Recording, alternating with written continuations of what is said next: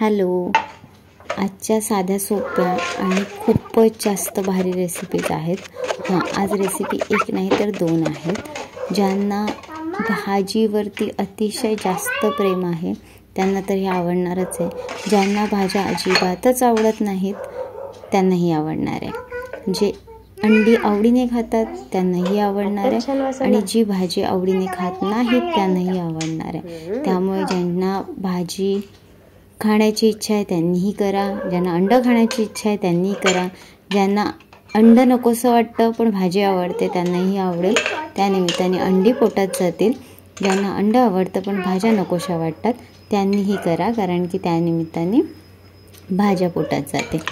तर बघितलं तुम्ही, मी पालक चिरून घेतली आणि ती छोटी किंवा खूप कमी क्वांटिटीमध्ये नाही घेतली आहे, बऱ्यापैकी जाडसरच कापली आहे पण खूप सारी घेतली आहे. हिंग, मीठ आणि त्यामध्ये अंडी टाकलीत. आता ह्यामध्ये भाजी आणि अंड्यांचं असं काही प्रमाण नाही आहे. सिंपल ऑमलेट करायचं आहे पण पालक आणि अंडं याचं कॉम्बिनेशन खूप जबरदस्त लागतं. साध्या सिंपल अशा झटपट होणाऱ्या रेसिपीज कधीकधी खूप कमाल भारी चव देतात आणि साध्या सिंपल प्लेन ऑमलेटपेक्षा मी कधीही या अशा वेगवेगळ्या टेस्टी भाज्यांसोबत असलेल्या ऑमलेटला जास्त प्रेफरन्स देते.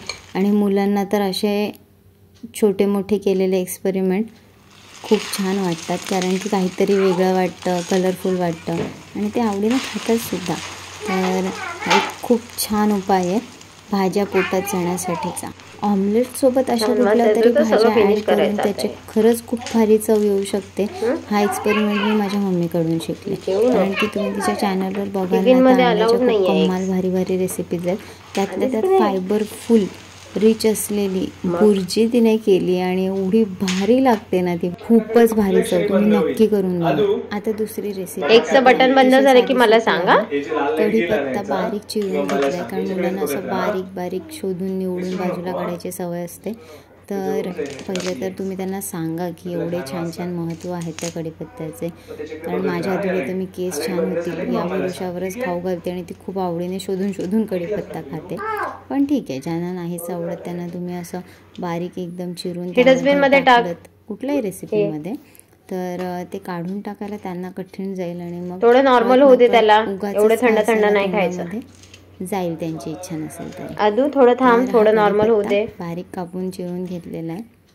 ही देखील अंड्याचीच रेसिपी असणार आहे पण यामध्ये खूप छान छान वेगवेगळ्या भाज्या वापरणार आहे. तर हे जे कॉम्बिनेशन झालं आहे ना ह्या भाज्या वापरून, ते खूप भारी लागतं. कॅप्सिकम, सिमला मिरची तर खूपच छान टेस्ट देते यामध्ये. आता ह्याही रेसिपीमध्ये भाज्यांचं प्रमाण ह्या भाजीचं एवढंच, त्या भाजीचं तेवढंच पाहिजे असं काही अंकगणित नाही आहे त्यामध्ये. तुम्ही कोणतीही आवडती भाजी असेल त्यात ॲड करू शकता. तुम्हाला एखादी अतिशयच नकोशी वाटते की ह्याने खूपच रेसिपी बिघडू शकते तर तुम्ही ती स्किप करा, कारण की प्रत्येकाच्या टेस्ट बडचे खूप वेगवेगळे प्रकार आहेत. आपल्या चॉईस खूप वेगवेगळ्या आहेत. प्रत्येकाच्या टेस्ट बड वेगवेगळ्या चवीने जागृत होतात. त्यामुळे जे तुम्हाला आवडेल ते ॲड करा. तुम्हाला जे नाही आवडणार पण ते यामध्ये मिक्स होऊन का असून आपल्या फायद्याचं ठरेल असं ॲड करून बघा.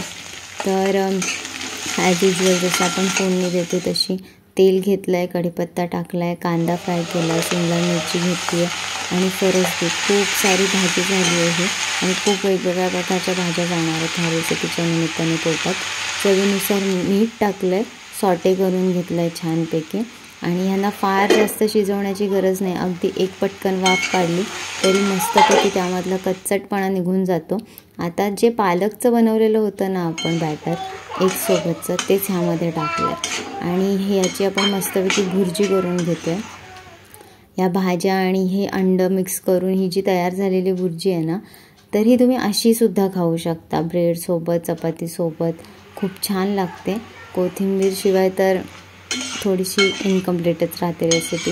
तर चवीनुसार तुम्ही अजूनही त्यामध्ये काही गोष्टी ॲड करू शकता, जसं की ब्लॅक पेपर झालं, त्याच्यानंतर अजून थोडासा चाट मसाला झाला, तर ह्या गोष्टी ॲड करू शकता. आता मी यामध्ये हळद, तिखट काहीच ॲड नाही केलेलं, कारण की मला ओरिजिनल भाज्यांची चव हवी होती आणि आदूला पण द्यायचं आहे, त्यामुळे तिखट मी स्किप केलं आहे.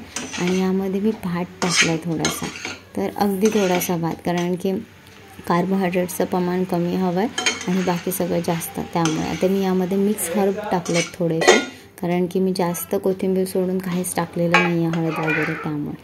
तर हे असं आहे, अतिशय सोपी आणि पटकन होणारी आहे की नाही, नक्की करून बघा. बाय.